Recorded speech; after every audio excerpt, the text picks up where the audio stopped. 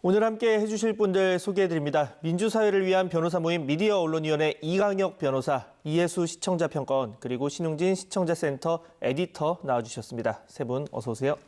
안녕하세요. 네, 이번 주 먼저 평가원님께서 발제해주신 주제 들어보겠습니다. 오늘은 어떤 내용 준비하셨습니까? 네, 이번 한 주는 입양가정, 위탁가정의 아동학대 사건이 많았습니다. 아동학대 사건이 알려질 때마다 늘 비판의 대상이 되지만 여전히 많은 개선이 필요한 보도 관행들을 다뤄보고자 합니다. 네, 이번 주 리뷰 Y 시간이 아동학대 사건을 다룬 보도를 살펴보겠습니다. 바로 이 살펴주신 내용 들어볼까요? 5월 11일 방송된 의붓 아들 가방 살해, 징역 25년 확정, 살인 고의 인정 보도와 5월 14일에 보도된 사망 당일 췌장 잘리고 소장의 구멍, 눕혀놓고 밟았다 뉴스부터 살펴보도록 하겠습니다. 우선 헤드라인부터 굉장히 자극적인데요. 네. 기사 내용에서도 피해 아동의 신체적인 특징과 범행 도구, 범행 방법, 피해 사실들이 상세하게 묘사되었습니다. 이런 보도가 잔인함과 공포감을 일으키고 또 모방범죄를 낳는다는 지적이 끊임없이 제기되어 왔습니다. 더 큰 문제는 지나치게 상세한 묘사들이 사건 보도가 아닌 마치 하나의 범죄 수사물처럼 소비되는 것에 있다고 봅니다. 두 뉴스를 접했을 때 마치 한 편의 소설을 읽듯이 범행 장면이 상상되기도 했는데요. 이런 문제가 반복될 시에 그 잔혹성에 놀라고 슬픔과 분노가 일긴 하지만 그것도 잠시 웬만한 사건에는 충격도 받지 않고 폭력에 무감각해질 수 있다고 봅니다. 말씀해 주신 두 보도를 저도 자세히 살펴봤는데요. 우선 지난 14일 방송된 사망 당일 췌장 잘리고 소장이 구멍 이 보도는 재판부는 사망 당일 정인이의 췌장이 잘리고 소장과 장 감막이 파열된 거로 판단했다라고 정인이가 당한 끔찍한 피해 결과를 그대로 묘사했고요. 제목에서도 췌장이 잘리고 소장의 구멍이라는 피해 결과, 그리고 눕혀놓고 밟았다는 범행 수법을 여과 없이 전달했습니다. 또 지난 11일 방송된 의붓아들 가방 살해 이 보도 경우도 성 씨가 가방 안에 드라이기로 30초가량 뜨거운 바람을 불어넣거나 수분 동안 자신의 친자녀 2명과 가방 위로 올라가 뛰고 눌렀던 것으로 조사됐다라고 범행 수법을 자세히 전했고요. 제목에도 가방 살해라는 직설적 표현을 사용했습니다. 방송심의 규정은 불가피하게 어린이 학대 등 비인간적인 행위를 묘사할 때는 신중을 기하여야 한다. 또 시청자에게 지나친 충격이나 불안감, 혐오감을 줄 수 있는 범죄로 인한 인명피해 발생 장면의 지나치게 상세한 묘사 내용을 방송하여서는 아니 된다. 그리고 범죄의 수단과 흉기의 사용 방법의 묘사에 신중을 기하여야 한다는 등의 조항을 두고 있고요. 또 지난 2018년 보건복지부와 아동관리보장원이 만든 아동학대 사건 보도 권고 기준이 있는데 여기에서는 아동학대 사건 보도 시 가급적 학대 방법에 대한 상세한 묘사와 재현 등을 피해야 한다라고 밝히고 있습니다.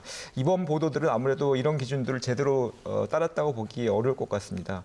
향후 유사한 보도가 또 재발되지 않도록 이루어지지 않도록 각별한 주의가 필요하다고 봅니다. 네. 이 범행 도구나 구체적인 수법 관련해서 언급의 위험성을 두 분이 지적해 주셨는데 사실 이 현장에서 기사 쓰면서 고민하는 부분 이런 부분입니다. 그러니까 지엽적인 부분이면 그냥 빼면 되는데 이게 사건을 설명하기 위해서 굉장히 중요한 부분도 때로는 있거든요. 그러면 이걸 넣어야 돼 말아야 돼 고민을 하게 되는데 자 에디터님 어떻게 보십니까? 재판부의 말 그리고 법정 안에서 오고 간 그런 멘트들을 이제 전하는 경우거든요. 네. 기자가 임의로 이거를 더해서 내용을 이렇게 쓸 수 있는 그런 게 아닙니다. 이 끔찍한 범행 수법 등을 언급하긴 했지만 이 법정에서 거론된 내용을 그대로 전할 수밖에 없는 그런 측면이 있거든요. 물론 이 재판이 있기 전에도 여러 차례 언론을 통해서 이미 전달됐던 그런 내용이기도 합니다. 이 문구를 선택하는 것이 기자의 몫이긴 합니다만 이 핵심 내용을 빼지 않으려고 이제 그러다 보니 그렇게 된 건데요. 이 정확한 워딩 자체를 그대로 옮겨야 되는 그런 경우가 꽤 있습니다. 법조 기사가 그렇고, 네. 정당 정치 기사도 그렇고, 외교 관련 기사도 그럴 수밖에 없는 측면이 있거든요. 따져봐야 할 것은 이런 기사가 과연 얻는 게 맞냐, 아니면 잃는 게 맞냐 이런 건데, 네. 요즘에는 피해자가 아닌 가해자 이름을 따서 이제 사건을 규정하지 않습니까? 예. 그런데 이제 정인양 사건 같은 경우는 사실 지금까지 계속 그렇게 부른 이유가 이 사건을 단순화하고 명료화 시켜서 전달해서 누구나 확실하게 쉽게 이해할 수 있는 그런 측면이 장점이 있기 때문에 이렇게 예외적으로 이렇게 쓰고 있는 거거든요. 이번 법정 기사도 사실 좀 그런 측면에서 좀 이해해 주시면 될 것 같습니다. 다만 이제 자극적인 표현에 관한 지적에 대해서는 좀 더 치열하게 고민을 해보도록 하겠습니다. 그러니까 뭐 기사 작성의 목적을 달성하기 위해서 꼭 필요한 부분인지에 대한 고민은 항상 해야 될 것 같다는 생각이 듭니다. 자, 다음으로 넘어가서 언론에서 각종 자료를 제공받아서 보도에 이제 활용을 하고 하는데 이때 본질에 접근할 수 있는 신뢰할 만한 정보원을 통해서면 금상첨화겠죠. 이번 아동학대 관련 YTN 보도에서 정보 소스의 적절성 부분 뭐 어떻게 평가하시는지 들어보겠습니다. 자, 평가원님께서 준비하셨죠. 네, 얼마 전 입양 아동을 학대에 숨지게 한 혐의를 받고 있는 장모 씨가 가족에게 보낸 옥중 편지가 공개되었습니다. 네. 5월 11일 정인이 양모 편지, 이민 갈지 몰라 친딸 영어 교육 보도에서 기자가 이 편지는 한 유튜버의 채널에서 공개된 것이고 입수 경위에 대해서는 밝혀지지 않았다고 언급을 합니다. 이후 유튜버가 가족의 우편함을 뒤져 편지를 꺼내온 것으로 알려지면서 피소된 상황입니다. 여기서 사적 소유물을 무단 탈취한 자료가 뉴스의 정보원으로 적절했는가 묻는다면 적절하지 않다고 생각됩니다. 한 번 더 입수 경위에 대해서 점검이 필요했다고 보여지는데요. 검증 절차 없는 사적인 제보, 입수 경위가 불명확한 정보원들은 대중들의 분노만을 양조하기 쉽습니다. 또한 이런 사적 응징의 결과가 공신력이 중요한 뉴스 정보원으로 다루어질 때 개인의 단죄만이 사회 문제를 해결하는 정의로 포장될 수 있고 공동체 차원의 문제의식은 뒷전으로 두게 됩니다. 정보원의 선택과 활용에 대해서 신중한 검토가 필요하겠습니다. 아무래도 이번 보도는 그 범죄에 해당하는 불법 행위의 결과물을 취재 대상으로 삼는 바람에 불법을 이용하고 조장한 것 아니냐는 비판에서 자유롭기 어려울 것 같고요. 네. 이번 보도 다음 날 또 방송된 그 정인이 옥중 편지 공개한 유튜버 고소당의 보도도 해당 유튜버가 그 정인이 양부모 측에 의해 비밀 침해죄 등 혐의로 고소당했다는 사실을 전하면서 그 문제의 편지 내용이 보이는 사진을 또 그대로 내보냈습니다. 예. 참고로 방송심의 규정은 위법 행위를 조장 또는 방조하여서는 아니 된다라고 명시하고 있고 한국기자협회 윤리강령은 취재 과정에서 항상 정당한 방법으로 정보를 취득한다라고 정하고 있습니다. 언론의 취재 과정에서도 방법적 합법성과 정당성 요구는 결코 배제될 수 없는 만큼 진실을 밝힌다는 목적만으로 어떤 그런 수단, 절차가 정당화될 수는 없기 때문에 향후 불법 행위 결과물을 취재 대상으로 삼는 것에 대해서는 매우 신중한 자세를 견지해 주시기 바랍니다. 네. 자, 두 보도는 모두 단신 이제 기사였습니다. 유튜버가 개인적으로 입수해서 공개를 했고 이제 진짜인지 가짜인지는 양 어머니 측에서 이제 확인을 해준 상태였는데 입수 경위에 대해서는 나오지 않은 상태였습니다. 이후에 이제 불법적인 측면이 있다 고소를 이제 해당 유튜버가 지금 당한 상황이고요. 자, 이런 자료의 활용, 자, 에디터님께서 어떻게 보십니까?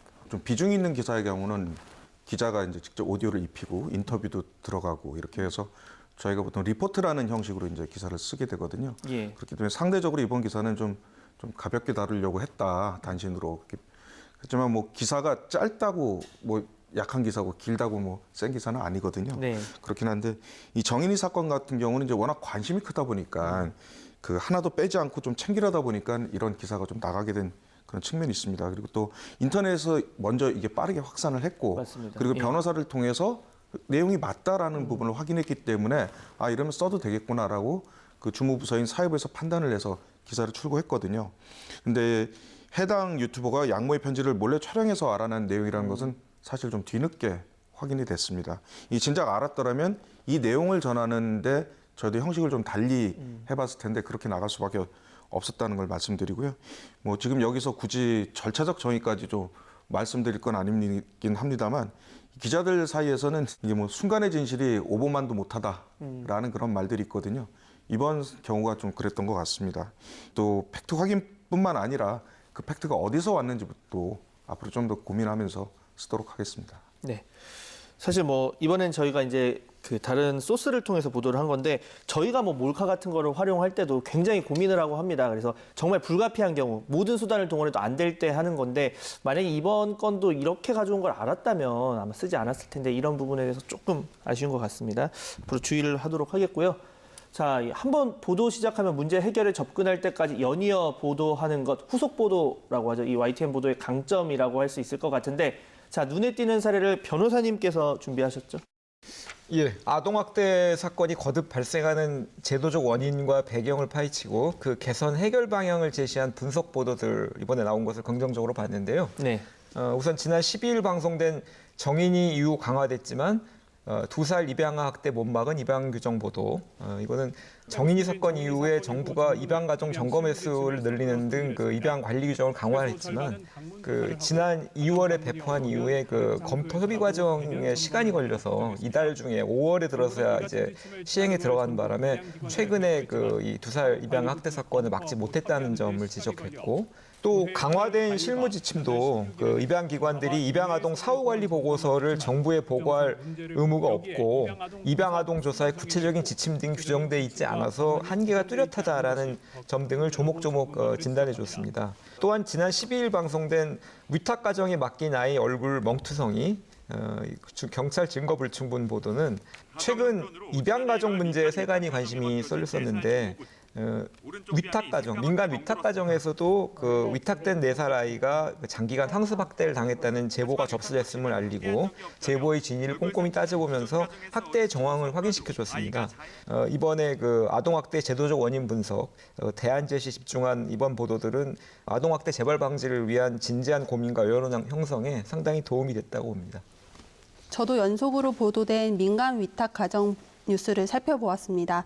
5월 15일에 방송된 검증 없는 민간 위탁 가정 학대 사각지대 막으려면 보도를 눈여겨보았는데요. 해당 보도는 여전히 생소한 위탁 가정 제도를 설명하고 위탁 가정의 검증의 한계, 전문적이고 제도적인 운영에서의 허점들을 다루면서 국가 차원의 실질적인 대책 마련을 촉구했습니다. 이미 존재하는 아동 돌봄과 위탁 제도, 아동 학대 예방과 처벌 등에 관한 법적 장치들이 다양한 형태의 가정을 포용하지 못해 유명무실한데 그 지점을 YTN이 주목했다는 점에서 여타 보도와는 차별화되었습니다.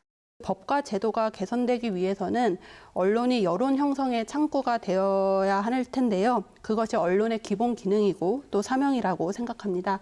YTN이 입양가정, 위탁가정, 그 밖의 다양한 형태의 가족들을 계속해서 조명하고 제도 허점으로 인한 문제점에 대해서도 목소리를 높이는 역할을 이어나가길 바랍니다. 네. 뭐 앞으로 이 법안 마련 그리고 관련 예산 지원 시스템 정비까지 할 일이 참 많은데요. 좋은 후속 보도가 계속 이어지길 기대를 해보겠고요. 자, 이번 이 보도 관련해서 에디터님 의견 어떠십니까? 언론이 뭐 입법, 사법, 행정 부처가 아니지 않습니까? 네. 뭐 법을 만들거나 뭐 아니면 집행력을 가지고 뭐 행정 조치를 할 수 있는 것도 아니고 다만 이제 제4부로 불리면서 이제 언론 고유 역할이 있는데 그게 뭐 기사 쓰는 것밖에는 다른 게 없죠. 네. 그게 저희의 책무고 뭐 의무고 이제 뭐 계속 해야 될 역할인데 그때 기사의 경우는 이제 YTN 단독 보도였습니다. 네. 사회적으로 이제 반영이 적지 않았던 경우긴 한데요. 이 계속 잘못에 대해서 지금 계속 지적을 받고 있다가 네. YTN이 모처럼 좀 칭찬을 받아가지고 참 그나마 말미에 다행입니다.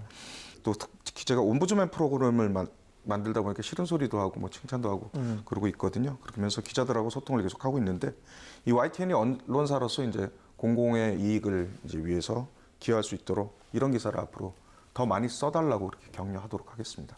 네. 자, 잠시 뒤에 방송되는 이 에필로그 Y 시간에는 이 민간 위탁 가정의 허점을 보도한 박기환 기자와 함께합니다. 이 놓치지 말고 시청을 해주시고요. 자, 마지막으로 오늘 대화 내용 정리해 보겠습니다. 이것만은 꼭 명심할 수 있도록 한 줄로 요약해 주신다면요. 먼저 평가원님. 네, 아동학대 사건 자극적으로 소비하는 언론 보도 반성해야. 아동학대 사건 보도를 다루는 데 있어 보도 가이드라인을 준수하는 것은 기본이겠고요. 언론의 본질과 언론인으로서의 책임과 윤리에 대해서도 끊임없이 성찰하는 것이 절실하겠습니다. 네, 자극적인 보도 안 된다라는 얘기셨고요. 자, 변호사님 의견도 들어볼까요? 아이들을 키운다는 마음으로 보도하라. 사회적 공기로서 언론이야말로 당연히 이런 책임을 망각하지 말고 그 이행에 앞장서야 할 겁니다. 모든 언론인들이 아이들의 고통을 자신의 성공의 소재로 삼지 말고 이렇게 그 한 명 한 명을 스스로 키운다는 마음으로 보도를 한다면 아이들의 고통을 모두 씻어낼 수 있는 그날은 반드시 올 것이라고 믿습니다. 네, 말씀처럼 내가 피해 당사자라면 그리고 뭐 나의 일 아니면 내 가족의 일이라고 생각을 하고 보도를 하면 아마 지적해 주시는 부분이 조금 더 줄어들지 않을까 생각을 해봅니다. 자, 오늘 나눈 이 충실한 대화 내용 잘 유념해서 YTN 보도 개선에 앞장서도록 하겠습니다. 세 분 오늘 말씀 감사합니다. 감사합니다. 감사합니다.